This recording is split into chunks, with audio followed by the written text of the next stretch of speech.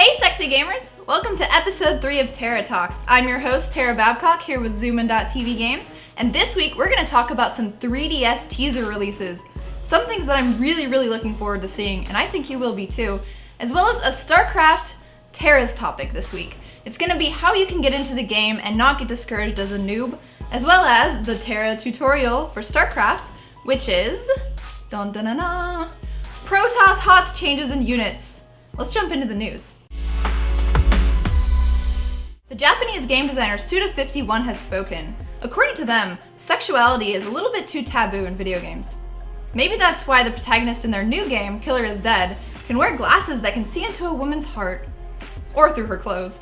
Personally, I like a little bit of sexuality to go along with my blood and gore in a game. That's why I'm not complaining about this new brunette and her nice butt. I can't wait to see more with those black glasses.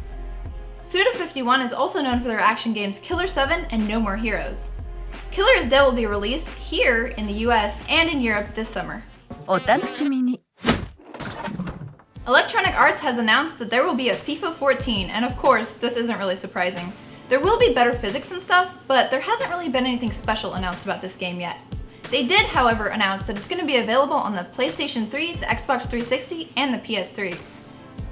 This does make us wonder though, what about a release on gorgeous next-generation consoles like the PS Vita and the Wii U? Hopefully there'll be some new announcements for other platforms later on. Hello everyone. The long wait has ended. Let's discuss the new 3DS games that Nintendo has in store for us really soon. After playing the awesome Luigi's Mansion 2, it's pretty apparent that the 3DS is just like a mini Wii. Graphics are pretty much similar and the game releases are something to really get excited about. Let's talk about a couple of those. Animal Crossing New Leaf has been announced. This is something to really get pumped for if you like cutesy gameplay and graphics. A ton of Nintendo favorites are coming as well. A few names are Mario Party, Yoshi's Island with Baby Mario, and Donkey Kong Country Returns 3D. I'm really excited to play these in all of their mobile glory. Mario Party 3DS has 7 new boards and tons of mini-games, great for stealing your friend's stars. Donkey Kong Country 3D is just going to be a remake of the original from the Wii, with an easier mode added in. Not that I'll need it. But out of all the Nintendo games coming out on the 3DS, my personal favorite is Mario and Luigi Dream Team. How awesome does that sound? I am really looking forward to kicking the ass of that game. But the big reveal is a new Legend of Zelda, A Link to the Past 2. It's gonna be awesome with all new gameplay, all new stories set in the same universe, and new mechanics that are kind of reminiscent of Paper Mario.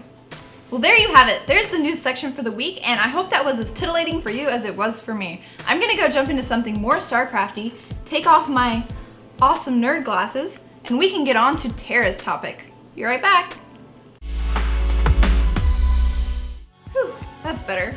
So, this week's topic is gonna be because I get asked this a lot, and partially because I started this show to get new people into Starcraft and esports. But Tara's topic this week is gonna be newbie tips to get into StarCraft 2 with. So, to avoid jumping onto the StarCraft multiplayer, getting raped a few times on ladder, and deciding to quit, here are a few things I recommend to get you started on the game as a noob. Suggestion number 1, play through the campaign. Come on guys, the storyline is amazing, but not only that, it will teach you a couple fundamentals that'll get you really accustomed to the gameplay. You definitely don't want to miss the Raynor and Kerrigan love story, or the Mira Han and Matt Horner one. Play through the tutorial modes of all 3 races before you decide which race is best for you. They're quick and they give you some XP and levels to start out with, as well as some great starter build orders and tips. The third suggestion I have is to watch Twitch TV streams. Not only can you pick up great mechanics from pro gamers, but you can also watch entertaining streams to pass the time, like mine. In addition, I also recommend that you watch Apollo's YouTube tutorials as they helped me a lot in the lower leagues. Now that you've done all this, you are ready to try the StarCraft 2 ladder. Good luck, have fun. Are you feeling stressed out because you're on a losing streak and just kind of want to relax? Not to worry, I have tips for that as well. The first option is unranked ladder. This is exactly like regular ladder, except for if you lose, it doesn't ruin your score. And if you win, it doesn't up your score. It just pits you against people of your skill level so you can try out new build orders and new races. It's pretty awesome. No more ladder anxiety. What I personally do the most is play team games with my friends when I'm stressed. There's also a great 2v2v2 map now, which is pretty hectic and crazy. But, you know, it's laid back when you're just playing with your friends 2v2s or 3v3s or even 4v4s. Maybe an FFA? Let's do it. Not into grinding ladder at all? Well, the arcade is awesome and it's much easier to navigate now with a ton of new games that will keep you busy for hours with your friends. Some of my favorites are Star Dodgeball, Photon Cycles, Magecraft, Star Jeweled, Barcraft, and a bunch of others. And don't forget guys, losing games is a part of playing Starcraft. Nobody picks up the game and is just instantly good. It's incredibly addicting, but it does take time to master. You can do it. Good luck, have fun. Wow, is it that time already?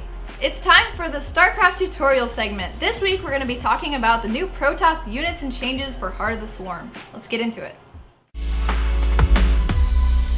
The gas cost of the Dark Shrine is now 150, down from 250. This means that you'd better get detection early because Dark Templars can now stealth into your base at an earlier time in the game. There have been many changes to the Mothership in Heart of the Swarm. It now comes from the new Mothership Core unit, which we'll talk about later in the segment. My favorite change, however, is the removal of Vortex. This means that the Zerg player will no longer have to worry about a mass Broodlord one-shot from the Archon toilet. Whew. The carrier has been re-added to Heart of the Swarm after being removed early in the beta process.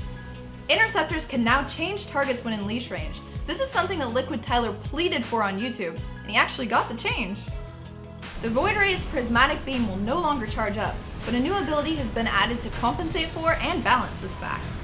Prismatic Alignment increases damage to armored units by 6 for 20 seconds with a 1-minute cooldown and does not scale with upgrades. The supply cost for the Void Ray has also been increased from 3 to 4. Yeah, let's jump into the new units now that we've gotten general changes out of the way. The Mothership Core is a flying support unit with 3 abilities, mostly used for early base defense, army support, or putting a little bit of pressure on harvesters. Just like the Mothership, a Protoss player can only have one of these at a time, and the Mothership Core can actually evolve into a Mothership once the Fleet Beacon is worked in. The first Mothership Core spell is Photon Overcharge. This allows the Nexus to deal a pretty decent amount of damage for a whole minute with 13 range. This is one of the reasons I have personally stopped doing my 11-minute bomber push. It really protects Protoss bases from early timings. Mass Recall is still an option for Protoss, but now only allows the player to warp all targeted units to a nearby Nexus. This is still a pretty great backup plan for an army out of position or an attack gone awry. Time Warp creates a field that slows the crap out of ground units that run through it. This absolutely sucks for my Terran army trying to stutter step, use concussive shield, or get out of an engagement. The ability lasts for a whole 30 seconds and slows by 50%. Let's do the Time Warp again. Let's never sing again. The Oracle is a very strong flying harass unit, as well as a great support caster addition to the Protoss army.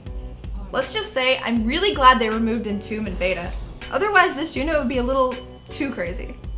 Revelation is a spell that reveals all enemy units and buildings in a target area for 60 seconds, granting really important scouting and map awareness information.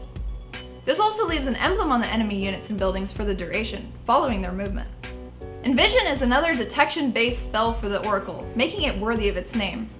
It grants vision around the Oracle for 1 minute with a cooldown of 1 minute. With the DT, Observer, Mothership, and now the Oracle and its abilities, Protoss is really the authority when it comes to cloaking and detection. Activate Pulsar Beam charges the attack of the Oracle and deals extra damage versus light to ground units when active. Remember guys, do not attack a single Oracle in your mineral line with less than 6 Marines. The Oracle is a really strong choice for harass. The Tempest is a pretty cool addition to the Protoss army.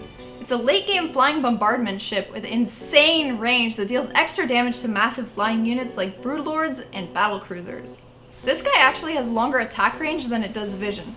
This means that you're going to have other Protoss units on the front lines spotting for it, as well as buffering and keeping it safely at max range. The Oracle's Revelation will also work as a spotter for this unit. Interestingly, the Tempest used to look a lot like the carrier with a darker skin and was actually meant to replace it. It used to even give out drones like the carrier that were called shurikens. Another great use of the Tempest is in a mirror match versus a Sky Toss.